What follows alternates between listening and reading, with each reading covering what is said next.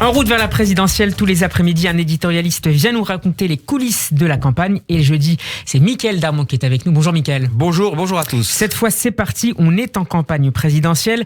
Tout le monde est sur la ligne de départ, sauf le président de la République qui deviendra candidat président probablement à la fin du mois de janvier. Pourtant, les lignes vont encore bouger, nous dites-vous cet après-midi, Mickaël. Et c'est à gauche que des choses peuvent arriver. Et oui, et ce qui s'est passé hier avec l'initiative d'Anne Hidalgo est d'ailleurs digne d'un scénario de série.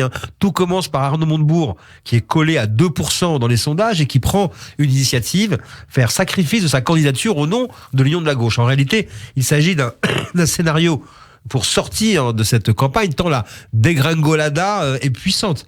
Alors, on l'a souvent dit à ce micro, on savait, la campagne d'Arnaud Montebourg n'a jamais prise. Et là, effectivement... C'est là qu'Anne Hidalgo est entrée en scène. C'est là qu'elle est entrée en scène. Comment ? Et comme l'a raconté également nos confrères de France Info, la candidate est dans le TGV pour Poitiers hier.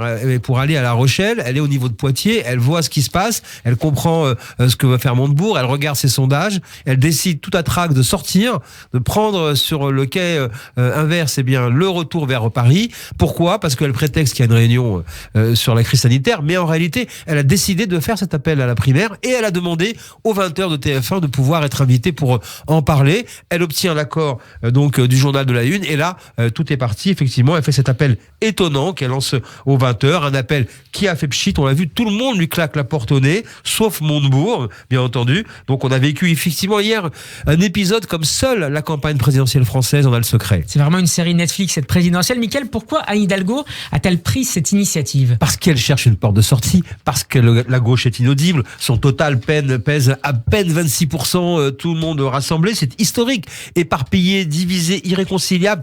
Personne n'imagine une présence de la gauche au second tour de l'élection présidentielle en avril prochain. D'ailleurs, depuis quelques jours, vous avez un nom qui revient comme un peu celle qui pourrait sauver tout le monde, c'est Christiane Taubira, idole de la gauche morale, très populaire chez les jeunes. On rappelle qu'elle était candidate en 2002, elle a fait 3%. Mais c'est une icône qui pourrait créer un électrochoc et qui permettrait à Anne Hidalgo de pouvoir sortir sans trop d'humiliation en gardant la tête haute. Donc pas d'espoir pour la gauche pour cette élection.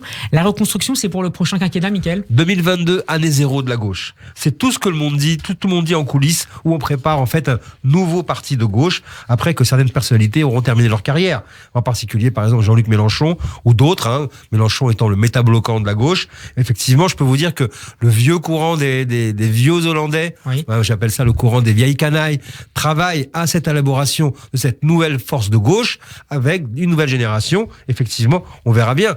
Effectivement, avec un nouveau corpus idéologique. Pourtant, pour l'heure, la gauche se prépare surtout à voir arriver la droite au pouvoir. Et plutôt donc Valérie Pécresse qu'Emmanuel Macron. Pour quelle raison ? Parce que historiquement, la gauche s'est toujours reconstruite face à une droite dure. Face à De Gaulle, les socialistes ne font rien. Face à Giscard, la gauche reconstruit un corpus et prépare une alternance. C'est une mécanique historique. C'est pour cette raison que dans ce contexte de marasme, en réalité, la gauche a plutôt intérêt à voir la candidate de la droite assumée arriver au pouvoir.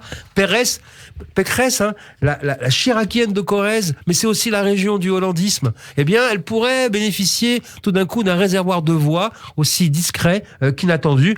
On l'a dit, et vous avez raison, on est parti, on est en campagne. Un dernier mot, Mickaël, sur la conférence de presse à 16h d'Emmanuel Macron. C'est la deuxième fois depuis le début de son quinquennat que le président se prête à l'exercice. Une conférence de presse qui intervient à quelques semaines maintenant de la présidence française du Conseil européen. Oui, effectivement, c'est encore une manière pour le président d'occuper le terrain avant de devenir effectivement candidat. Une manière de présenter le programme européen alors qu'un nouveau chancelier arrive au pouvoir en Allemagne. Mais également une manière de voir, parce qu'évidemment, dans une conférence de presse, il y a des réponses, mais il y a des questions.